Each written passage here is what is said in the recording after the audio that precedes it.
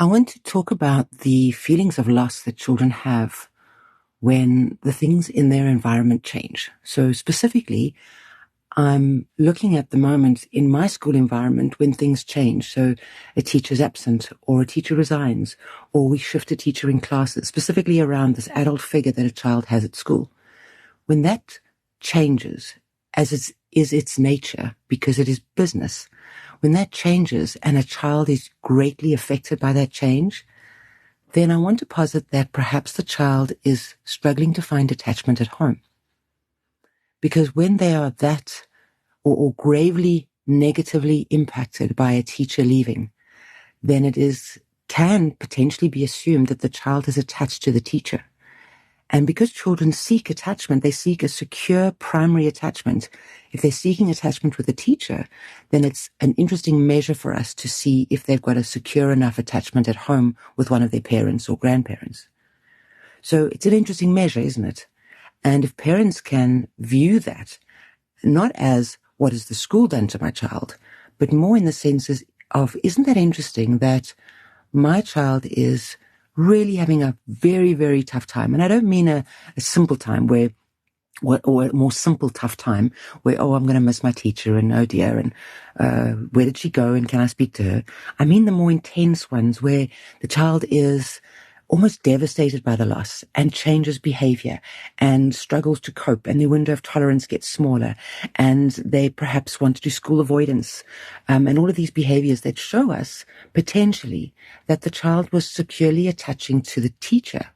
And isn't that a marvelous thing that we have in our society, that we can have parents and grandparents and friends in a home environment, and we can also have adults in a teaching and a school environment where a child can find security. But when the child is finding secure attachment at school with a teacher, and that's just her job, where she might move on to another job, that is really dangerous for the child. So it's not the role of the school to keep the staff stable. It's the role of the parent to create a secure attachment with their child so that when the outside world changes, the child can cope because they've got a safe space to go home to. They've got their primary attachment figure to go home to. And everybody else around them can change, no problem. So that's one of the measures that I use to see if a child is finding their secure attachment at home. And this doesn't mean feelings of safety. Children can feel very safe at home. They're two different things, attachment and safety, though they intertwine and they're parallel and all those things. But children can be very safe at home, can feel very safe at home, can have a wonderful home life, have a wonderful family life. But if they don't feel securely attached to one of their adult partners, one of their parents, and they find secure attachment at school, we need to shift that. We can't be holding a business environment hostage to the attachment needs of the child. But what is our role then as a school? Well, we need to provide that safety and security. We need to provide role modeling at school. We need to provide that safe space. We need to show that to a child, that they are loved and accepted and part of the school community, and that we send them home to their parents, that we don't become pseudo-parents. So when parents walk in and a child wants a hug from us as a teacher, nope, you get your hug from your mum. So we can never draw the child closer to us. We never draw them away, so close to us that we draw them away from their parent. It's very important for everybody to realize that the school and the teacher is there for just a little season, that the parent is a parent for a lifetime. And this might seem obvious, and you might be going, yes, of course, but often teachers' behaviors, because a woman, especially female teachers, they're very nurturing, and I see it in male teachers as well, and they got into teaching for this. They scoop children up in this most beautiful way. But we need to be grounded in our sense of self and not put our own needs on the child in front of us, because this child is somebody else's child. So one of our measures of whether the child is feeling securely attached at home is how devastated they are when a teacher at school changes. That's quite interesting. And that could be a measure of yours as well. And then the work that you can do around it. There's a lot of research. We work with beautiful social workers that work with attachment to make sure that the child is attached securely to the parent. You can read work by Gabor Mate and Gordon Newfield, specifically their book, Hold On to Your Children.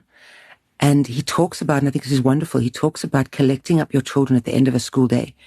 not being distracted. Because a teacher in the school day is very focused on the kids. So the child is getting so much attention from the teacher. And if at the end of the school day, the parent picks up the child while he's on the phone and driving and talking to somebody else, the child's attachment stays at school. So the first thing you can do if you're worried about your child's attachment to you is scoop them up at the end of the day when you collect them. Phone away, car off, walk in, look them in the eye. Hello, it's so wonderful to see you again. Did you have a wonderful day? I missed you this morning. I'm so glad to have you back. Let's get in the car. Tell me all about your day. Hugs, closeness in your voice. All of that indicates to the child that you are secure, that you are somebody that they are safe to attach to. You're not going to disengage and leave them. That's so important. That's your number one.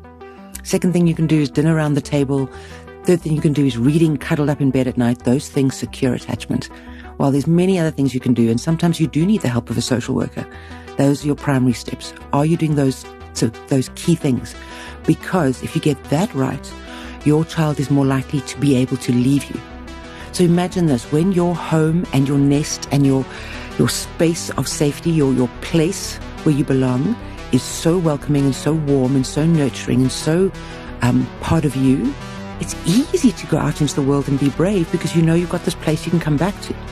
But when your home life is combative and loud and disengaged and not nurturing and doesn't see you, how do you go into the world? Now, what you do is you end up leaving into the world in this combative state, trying to find your home. And we want it to be the other way around. So create the relationship with your child where they feel so nurtured and so safe with you that they're bold enough to go out into the world and be themselves, rather than trying to connect with other people that could potentially be more dangerous for them. I hope this gives you some food for thought.